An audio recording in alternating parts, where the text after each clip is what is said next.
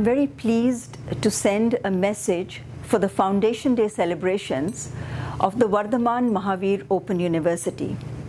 Initially called the Kota Open University, the institution was established in 1987, the same year that the Commonwealth Heads of Government met in Vancouver and decided to set up the Commonwealth of Learning, or COL, which is my organization, as you know. The Kota Open University was later renamed after the great religious reformer of the 6th century BC, Vardhaman Mahavir, who believed that the class or caste of an individual does not matter. A person becomes great through his or her deeds. Education helps us to realize our full potential as human beings. Many people in our remote villages and towns do not have access to quality education. In a study on the development of the state open universities in India, commissioned by COL in 2007, when asked about its plan for future growth, VMOU responded by saying, and I quote, "Our plan is to reach the unreached." VMOU has been providing opportunities to thousands of men and women who are very diverse in terms of age and social background. So if the student cannot reach the institution reaches the student in remote rural locations through flexible, need-based programs. As the need for education increases around the world, the role of open and distance learning will become more important than ever before. India, like many developing countries of the Commonwealth, believes in open and distance learning. Today, Asia has 70 open universities, which is a huge number. India alone has 14 open universities and about 150 dual-mode institutions, catering to nearly 24% of those who enter higher education. What impact will the growth of technologies have on open and distance learning, or ODL? Let me outline 3 recent trends. The first trend has been a huge increase in online provision. In 2010, 31% of all US higher education students were taking at least one course online. As technologies become more accessible, even developing countries will move towards more online provision. Asia has a high percentage of online enrollments, with Vietnam leading at 44% and Malaysia close behind at 39%. As Rajasthan gets enhanced connectivity, offering online courses becomes a real possibility for VMOU. But as research has shown, the success of distance learning in the developing world has been to adopt blended approaches rather than purely online provision. The second trend is the rise of open education resources, or OER. What are OER? As we know, OER are educational materials that are free and freely available, have open licenses, and are reusable without having to seek the permission of the original author. OER can increase access, improve quality, and lower costs.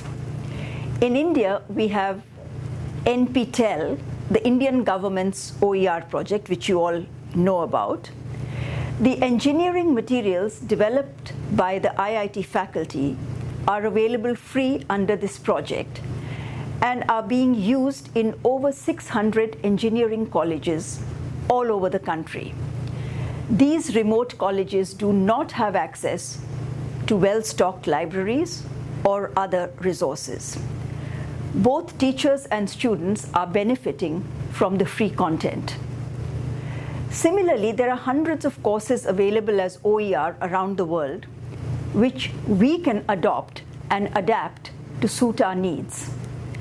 The use of OER can help open universities save both course authoring time and money. Now that high quality content is available as OER, the emphasis can shift to providing quality support services. There are many studies which show that effective learner support can improve retention and success rates.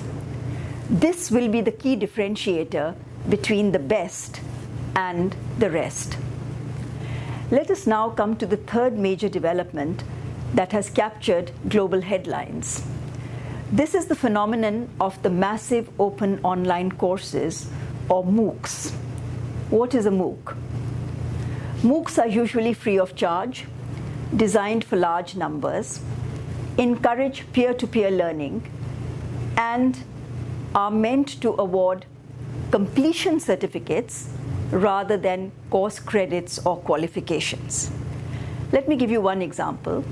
Stanford University offered a free course in artificial intelligence in 2011, which registered 160,000 students from nearly all countries of the world, of which 23,000 completed the course. Other institutions in the US have started offering MOOCs, whereby hundreds of thousands of students are reached. But participants are mostly from North America and Europe, with little participation from Asia, Africa, and Latin America. Completion rates have been less than 10%. It is interesting that MOOCs are being offered by elite institutions and star faculty members, some of whom are even Nobel laureates. Now, what does this mean for smaller institutions in the developing world? MOOCs offer an opportunity for these institutions in developing countries to find a niche for themselves and become global players. For example, VMOU could offer free coaching for the civil service or other competitive exams using a MOOC platform. The bigger MOOCs in the US do not offer support services or credentials. If VMOU were to offer both, because it is a distance learning institution, it has very good experience and expertise in both offering support services and credentials, it could well reach the unreached with quality higher education.